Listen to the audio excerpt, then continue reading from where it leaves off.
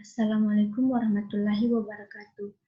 Tabe dok dan teman-teman kakak-kakak, perkenalkan nama saya Erika Amelia Putri, NIM 105-421-107-919 dari kelompok 8. Di sini saya akan memaparkan materi tentang diare, yaitu yang pertama, definisi diare. Diare adalah keadaan frekuensi buang air besar lebih dari 4 kali pada bayi dan lebih dari 3 kali pada anak.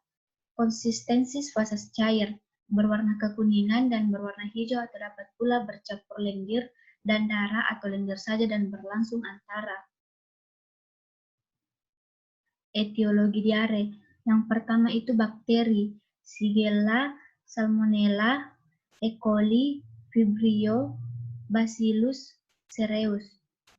Yang kedua, virus.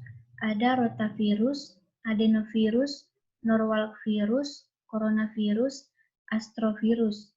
Yang ketiga, ada parasit, di mana Giardia lamblia, Entamoeba histolytica, Trichiura, Strongyloides stercoralis, Candida. Non-infeksi, di mana melabsorpsi karbohidrat, lemak, protein, keracunan makanan, alergi, gangguan motalitas, imunodefiensi, kesulitan makan. Di sini ada diare akut dan diare kronis. Jadi yang pertama itu diare akut, di mana gejalanya itu diare tidak berdarah, gejala penyakit sistemik, penyebabnya itu infeksi enteropatigenik. Diare berdarah, gejala penyakit sistemik, penyebabnya itu infeksi Shigella Campylobacter. Yang ketiga, diare berdarah tanpa gejala sistemik, penyebabnya itu infeksi bronkitis ulceratif, bronkitis radiasi, dan karsinoma rektosigmoid. Yang keempat, diare tidak berdarah, tanda gejala sistemik, penyebabnya itu infeksi atau keracunan makanan. Diare kronis. Diare kronis, gejalanya itu diare tidak berdarah, penyebabnya itu sindrom iritasi usus besar. Yang kedua, diare inflamatorik atau berdarah. Penyebabnya itu kolitis ulceratif. Yang ketiga itu diare osmotik. Penyebabnya itu intoleransi laktosa. Yang keempat itu diare yang berhubungan dengan penyakit sistemik. Penyebabnya itu diabetes, tirotoksinosis, penyakit Addison, AIDS, defisiensi riasin dan seng, leukemia obstruktif. Patomekanisme diare. Diare dapat disebabkan oleh patomekanisme di bawah ini. Yang pertama itu diare sekretorik. Diare tipe ini disebabkan oleh meningkatnya sekresi air dan elektrolit dari usus. Menurunnya absorpsi yang khas pada diare ini yaitu secara klinis ditemukan diare dengan volume tinja yang banyak sekali. Diare tipe ini akan tetap berlangsung walaupun dilakukan puasa makan atau minum. Diare osmotik. Diare tipe ini disebabkan meningkatnya tekanan osmotik intralumen dari usus halus yang disebabkan oleh obat-obat atau zat kimia yang hiperosmotik. Yang ketiga, melabsorpsi asam empedu dan lemak. Diare tipe ini pada gangguan pembentuk Mikael empedu dan penyakit-penyakit saluran biliar dan hati. Gejala-gejala diare. Gejala diare itu suhu tubuh meningkat, berat badan menurun, tinja cair warna kehijau-hijauan disertai lendir atau darah, dehidrasi dan muntah. Anamnesis itu identitas pasien, lama gejala, frekuensi, kuantitas fases, karakteristik fases. Penyebab diare berdasarkan gambaran klinisnya.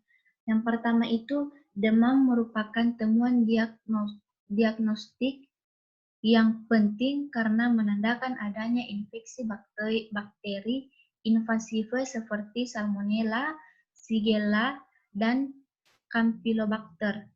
Berbagai virus enterik atau suatu patogen sitotoksin seperti Difficile dan Histolotica. Yang kedua, adanya fases yang berdarah, kemungkinan infeksi oleh patogen invasif dan melepas sitoksin. Infeksi EHEC bila tidak terdapat leukosit pada fases, infeksi virus atau bakteri yang melepas enterotoksin.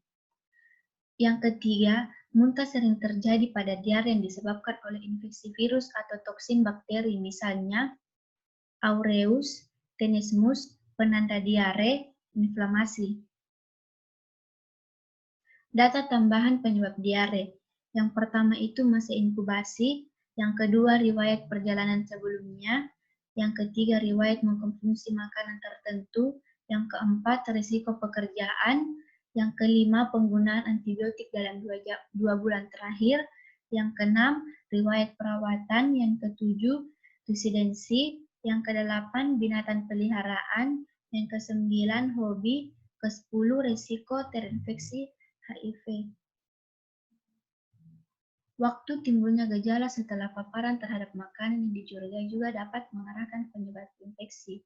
Gejala yang timbul dalam waktu 6 jam disebabkan oleh toksin bakteri Staphylococcus aureus atau Bacillus cereus. Sesudah 6-24 jam disebabkan oleh toksin bakteri Clostridium perfringens atau Bacillus cereus. Lebih dari 16 atau 72 jam infeksi oleh virus, bila muntah gejala yang paling kontaminasi bakterial dari makanan oleh Enterohemorganic E. coli, Norovirus, Vibrio, Salmonella, Shigella, Campylobacter, Yersinia, Giardia, Clilospora.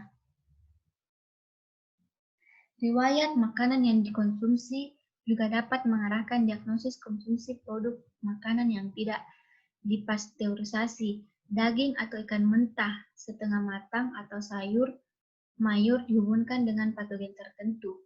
Penting juga menanyakan mengenai antibiotik yang baru saja digunakan sebagai petunjuk adanya infeksi. Obat-obatan lain dan riwayat penyakit sebelumnya secara lengkap untuk mengidentifikasi penjamu yang imunokompromis atau kemungkinan infeksi nosokomial. Pemeriksaan fisik. Yang pertama, kesadaran umum. Yang kedua, keadaan. Yang ketiga, berat badan, temperatur, frekuensi nafas, denyut nadi, tekanan darah, turbo kulit, kelopak mata, atau mukosa lidah. Tanda-tanda dehidrasi dan kontraksi volume ekstraseluler seperti denyut nadi 90 per menit dan lemah, hipotensi postural, lidah kering, kelopak mata cekung, serta kulit yang dingin dan lembab. Tanda-tanda peritonitis juga perlu dicari karena merupakan petunjuk adanya infeksi oleh patogen enteri invasif.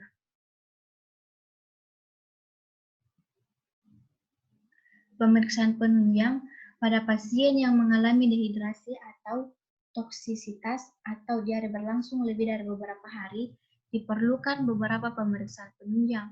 Pemeriksaan darah tepi lengkap, hemoglobin, hematokrit, leukosit, hitung jenis leukosit. 2. Kadar elektrolit serum, ureum, dan kreatinin. Yang keempat, pemeriksaan tinja. Sekian pemaparan dari saya, lebih dan kurangnya mohon dimaafkan. Billahi fisabilil haq, fastabiqul khairat. Wassalamualaikum warahmatullahi wabarakatuh.